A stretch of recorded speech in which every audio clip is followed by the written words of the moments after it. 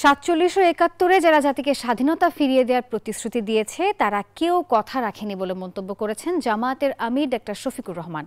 জেলা জামায়াতের আয়োজনে কুষ্টিয়া সরকারি কলেজ মাঠে আয়োজিত কর্মী সভায় প্রধান অতিথির বক্তব্যে এসব কথা বলেন তিনি। আওয়ামী লীগের উদ্দেশ্যে জামায়াতের আমির বলেন, তারা চেতনার কথা বলতেন, চেতনার কথা বলে বলে তারা জাতিকে লুণ্ঠন করেছেন, গণহত্যা চালিয়েছেন, দেশের সম্পদ লুণ্ঠন করে তারা বিদেশে পাচার করেছেন। তিনি বলেন, যেখানে মেধা উন্নয়নের কথা বলা হয়েছে সেখানেই মেধা ডাকাতি করা হয়েছে।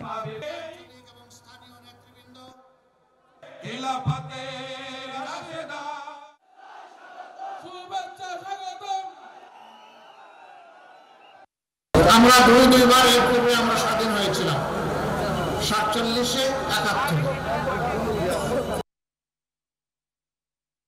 জাতিকে ওয়াদা করেছিলেন যে সমস্ত অধিকার ফিরিয়ে দেওয়ার, তারা কেউ অধিকার ফিরিয়ে দেননি।